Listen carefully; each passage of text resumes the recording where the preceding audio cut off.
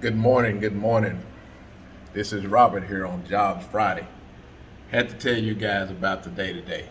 Uh, this market is something. So this morning, I'm looking at the jobs report come out. Excuse these glasses, I couldn't find mine. I'm looking at this job report come out this morning, and job numbers are strong. And I'm thinking with the job numbers strong, that could make the market go down. But it went down a little bit pre-market. And then it started going back up and getting real strong, right? Real strong. So I said, this market's going. So I called a couple of friends of mine, and he said, man, the market is strong. It looked like it's going to go up. And I asked him, how far you think it's going to go up? He said, I don't know. The S&P may be up 70 points or something, right? Well, right now, it's up 67 points, okay? And then I called my brother and asked him what he think, and he hit me with a number that really helped me make my decision. He hit me with the volume, the average volume, and what the volume is a day. He told me the average volume, I can't remember exactly what he said, but I'm just going to give you an example. He said the average volume on the SPY was something like 68 million or something like that, or 68 billion. I can't remember what it was, but just know the S&P is heavily traded and has a lot of volume. And he said today it has already reached that and the market is not even open yet. Okay, that's a strong indicator that this market is going up. And then I look at the VIX, and the VIX is constantly getting cheaper and cheaper, which means people are getting less fearful about trading this market. So to me, all that tells me that this market is going to go up, right? And it's probably going to be a strong up day. But I'm still a little bit nervous because we done had too many reversals, okay? But I was trying not to let fear dictate to me. And one of my students texted me and asked me, what was I doing today? At first I told I wasn't trading. And then I said, I don't know, it depends. I have to see. Or something like that I told her. But anyway, when the market opened, I had to trade, okay? I just couldn't resist because everything was pointing at this market going up. Now, what I didn't do is I didn't trade the top side. I only traded the bottom side. And I wanted to trade the top side, but I just didn't. Well, if I would have traded the top side, I would have traded the, let me just show you this market first.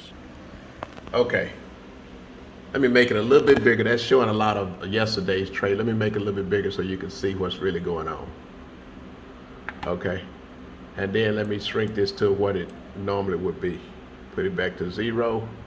Okay, it's at 0. Okay, now, these lines you see on here are my simple moving average lines. Okay. The red is the 200 simple moving average for 2 minutes. This is a 2-minute chart. Okay, so I got in my trade at, hold on, let me get to my page where I got in at. I got in at 8:32, okay? And the market was up strong, as you can see right here. It was up strong. But I saw that it was letting me get what did I get?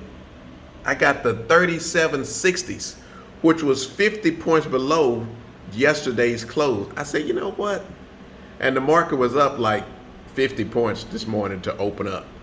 I said, I'm gonna take that. So I got in at 55 cents. So that means that the market was at something like 37.75.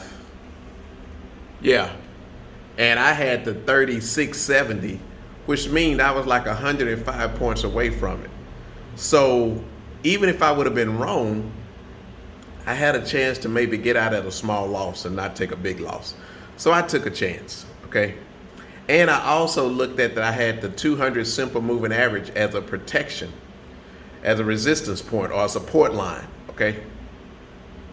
So I got in, and sure enough, I was 100% wrong because the market went up on the first 2-minute candles, and then after that, you can see this joker came down. It was at 37.75, and it went all the way down here to like 37.35, which was scary, okay? Because it was scary to see it come down like that, but I said, nah, this is fake. This thing is going up. So I held, but more than that, what made me hold really is, even though this thing came down from right here, 37.75, all the way down to here, which is about 37.35. Well, I had the 36.70. Well, I'm still 65 points away. I'm sorry. Yeah, 65 points away from where it kind of bottomed out at, right? So I'm thinking, Robert, hold, just hold it. So I held it because I'm still 65 points away. Now, when I look at what my profit loss looked like, I had to hide that screen from myself because it wasn't looking real pretty. But I still hadn't hit my point where I was losing $300 per spread, right? So I held on, and because I was 100% wrong at that point, it was coming down. And then that joker bottomed out, boom, and it bounced off that 200 simple moving average, and it started going back up. Boy, was I happy. And I figured it would, I just had to hang in there. But this is why I like playing these Richman credit spreads, okay? Because it allowed me to get 105 points away from where it was when I got in. And by getting 105 points away, it allowed me to be able to stay in when it started coming my direction and hang in there with it, okay?